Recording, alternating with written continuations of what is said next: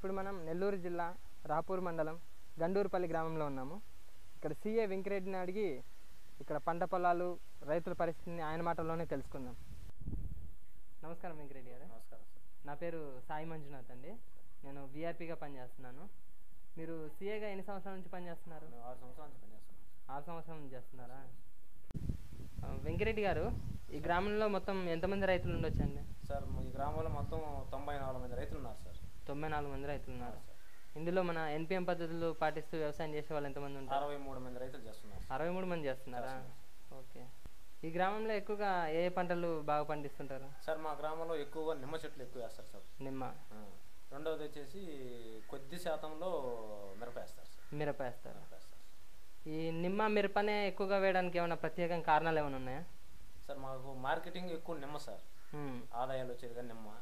మిరప అనేది కూడా బాగా కష్టపడి పురుగు మందులు మానేసి తర్వాత మన చెప్పడంలో బాగా చేస్తున్నారు కాబట్టి కొద్ది శాతం అంటే 20 సెంట్లు 30 సెంట్లు అట్లా ఎక్కువ వేసుకుంటున్నారు సార్.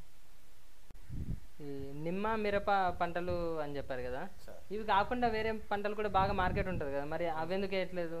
సార్ వాటి వల్ల ప్రాబ్లమ్స్ ఉన్నాయి సార్ మాకు. ఎందువల్లంటే ఇప్పుడు ఇంతకుముందు మిరప నిమ్మ కాకుండా మినుము పెసర అలసంద ఇలాంటి పైర్లు వేసేవాళ్ళు. ఈ కోతుల ప్రాబ్లం వల్ల వాటిని కాపుదల చేయలేక దాని ప్రాబ్లం వల్ల అవి తగ్గించుకొని ఈ 2 మీద చేస్తున్నాం. కోతులు ఎక్కువగా ఉండి ఎక్కువ దానివల్ల నష్టాలు జరుగుతున్నాయి సార్. ఏ పంట కూడా అసలు ఉండేది కోతులు. ఇక్కడ పొలాలకి మామూలుగా వర్షాధారం మీద ఆధారపడి పండిస్తున్నారా లేక నీటి వసతులు ఏమైనా ఉన్నాయా? లేదు సార్, వర్షాధారం మీద పండే పంటలు ఎక్కువ ఏం లేదు సార్. నీటి వసతి మీద ఆధారపడే పంటలే ఎక్కువ వేస్తున్నాం మేము.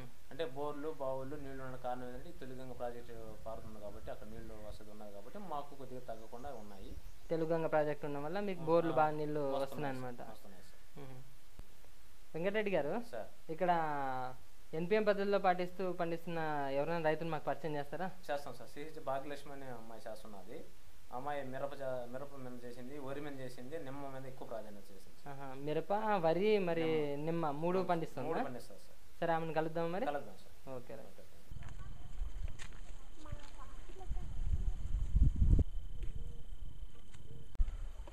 భాగ్యమ్మా రా. నమస్కారం భాగ్యమ్మ గారు. నమస్తే సార్. భాగ్యమ్మ గారు, మీ పొలాల్లో ఎన్పిఎం పద్ధతులు ఏవేవి పాటిస్తున్నారండి? పొలంలో రాజులైన సూత్రాలు పాటిస్తున్నాము. అవి కాకుండా కషాయాలు వాడుతున్నాము.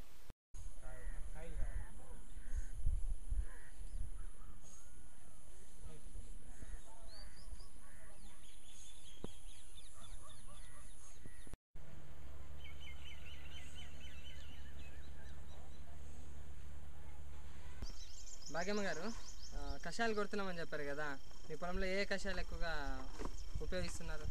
మా పొలంలో ఎక్కువగా కోడిగుడ్డు నిమ్మరసం కషాయం పంచిగవ్వ నేమాస్త్రం కొడుతుంటాం ఎక్కువగా. ఇప్పుడైతే మా మిరప తోటలో కోడిగుడ్డు నిమ్మరసం కషాయం తయారు చేసి కొట్టాలనుకుంటున్నాం. భాగ్యమ్మ గారు, కోడిగుడ్డు నిమ్మరసం కషాయం తయారు చేసుకోవడానికి మీకు ఎంత ఖర్చు అయిందండి? కోడిగుడ్డు నిమ్మరసం కషాయానికి 100 రూపాయలు అయింది సార్. 100 రూపాయలు అయింది. అదే పురుగు మందు వాడాలంటే 500 రూపాయలు ఖర్చు అవుతుంది. 500 రూపాయల ఖర్చు. దీనివల్ల అయితే 100 రూపాయలను ఇంకా 400 తగ్గినట్టు తగ్గించుకోవచ్చు. భాగ్యమ్మ గారు, ఇప్పుడు కోడిగుడ్డు నిమ్మరసం కషాయం మేము మిరప తోటలో కొడుతున్నామని చెప్తున్నారు కదా, అది ఏ విధంగా తయారు చేసుకుంటారు మరి మాకు కొంచెం చూపిస్తారా? భాగ్యలక్ష్మి గారు, కోడిగుడ్డు నిమ్మరసం కషాయం తయారు చేసుకోవడానికి కావాల్సిన పదార్థాలు ఏంటండి? ఈ కషాయాన్ని తయారు చేసుకోవడానికి కావాల్సిన పదార్థాలు: కోడిగుడ్లు 12, నిమ్మకాయలు తగినన్ని, నిమ్మకాయలు కోసుకోవడానికి కత్తి, నిమ్మరసం పిండుకునేదానికి ఒక పాత్ర, నిమ్మరసం వడగట్టుకునేదానికి జాలి, కోడిగుడ్లు నిమ్మరసం పోసుకోవడానికి డబ్బా, కోడిగుడ్లు శుభ్రపరచుకోవడానికి గుడ్డ. భాగ్యలక్ష్మి గారు, కావాల్సిన పదార్థాలు ఏంటో చూపించారు కదా, మరి ఏ విధంగా తయారు చేసుకుంటారో చెప్తారా? సరే, అలాగేనండి. ముందుగా నిమ్మకాయలు కోసుకొని నిమ్మరసం పిండుకోవాలి.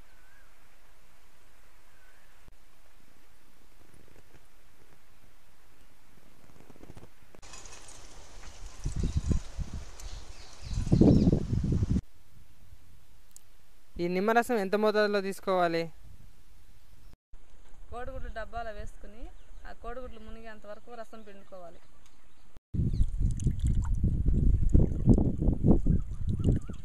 మనం ఇప్పుడు నిమ్మరసాన్ని వడబోసుకోవాలి.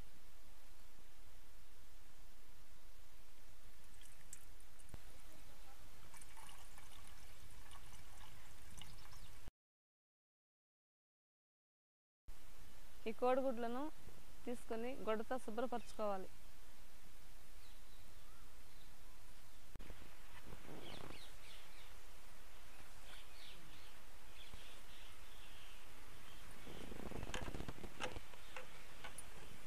ఈ కోడిగుడ్లని శుభ్రంగా తుడుచుకున్న తర్వాత డబ్బాలో పెట్టుకుని నిమ్మరసం పోసుకోవాలి గుడ్లు నిండేంతవరకు.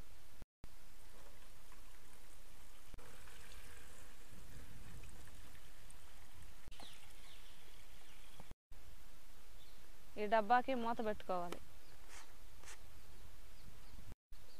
ఇప్పుడు ఈ నిమ్మరసం పోసుకున్నాం కదా, ఇప్పుడు తర్వాత ఏం చేయాలండి? ఈ డబ్బా మూతను ప్రతిరోజు ఉదయం సాయంకాలం మూత తీసి పెట్టాలి. ఇలా 12 రోజుల దాకా తీసి పెట్టాలి. ఇలా 12 రోజులు రోజు మూత తీసి ఉంచాలని చెప్పారు కదా, ఇలా చేయడం వల్ల ఏమవుతుంది? ఇలా 12 రోజులు ఉంచడం వల్ల కోడిగుడ్లు పూర్తిగా కరిగిపోయి కోడిగుడ్లు నిమ్మరసం కషాయం తయారవుతుంది.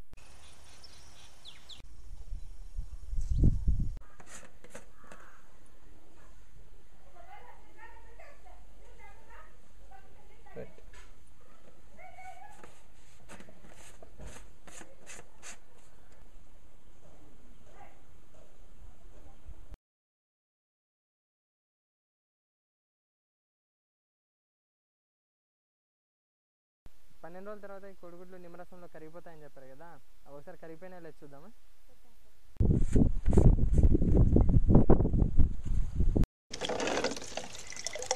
మీరు చెప్పింది నిజమేమ్మా, మొత్తం కరిగిపోయినట్టున్నాయి కదా అందులో? అవును సార్, మొత్తం కరిగిపోయినాయి. ఈ కోడిగుడ్డు నిమ్మరసం కషాయం తయారు చేస్తే చూపించారు కదా, మరి దీన్ని ఏ విధంగా వాడుకోవాలో చెప్తారా? ముందుగా ఈ కషాయాన్ని డబ్బా తీసుకొని పలసటి గుడ్డ తీసుకొని వడపోసుకోవాలి.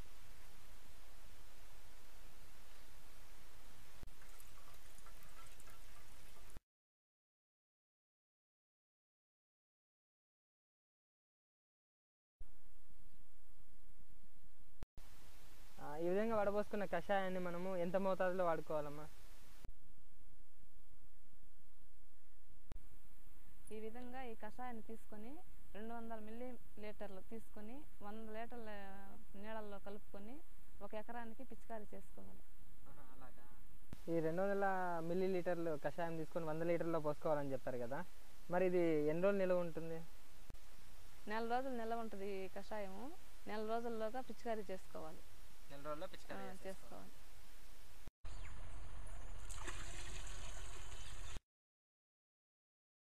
ఈ విధంగా 100 లీటర్ల నీళ్ళల్లోకి 200 మిల్లీలీటర్లు కషాయం పోసుకొని బాగా కర్రతో కలబెట్టాలి.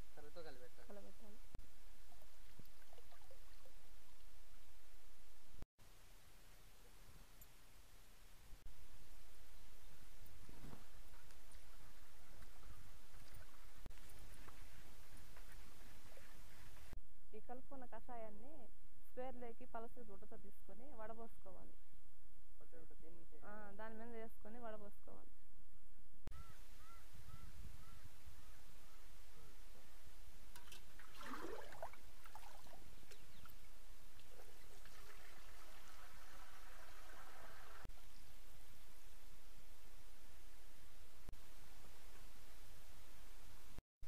భాగ్యమ్మ గారు, ఈ కోడిగుడ్డు నిమ్మరసం కషాయము పొలంలో పిచికారీ చేయడం వల్ల ఉపయోగాలు ఏంటండి? కోడిగుడ్డు నిమ్మరసం కషాయం వాడడం వల్ల పూత పింద రాలకుండా అరికడుతుంది. తల్లి పురుగు గుడ్లు పెట్టకుండా నివారిస్తుంది. అంతేకాకుండా రసం తీర్చే పురుగులను అరికడుతుంది. భాగ్యమ్మ గారు, ఈ కోడిగుడ్డు నిమ్మరసం కషాయంలో ఉపయోగాలు చెప్పారు కదా, అలాగే ఇందులో తీసుకోవాల్సిన జాగ్రత్తలు చెప్తారా? చెప్తాం సార్. ఈ కషాయాన్ని తయారు చేసేటప్పుడు కోడిగుడ్లను గుడ్డతో శుభ్రంగా తుడుచుకోవాలి. నిమ్మరసాన్ని పలసటి గుడ్డతో వడబోసుకోవాలి. ఈ కషాయం 30 రోజులు నిల్వ ఉంటుంది కాబట్టి 30 రోజుల్లోగా మనం పిచికారీ చేసుకోవాలి. 30 రోజులే నిల్వ ఉంటుంది? 30 రోజులే ఉంటుంది సార్. అలాగా.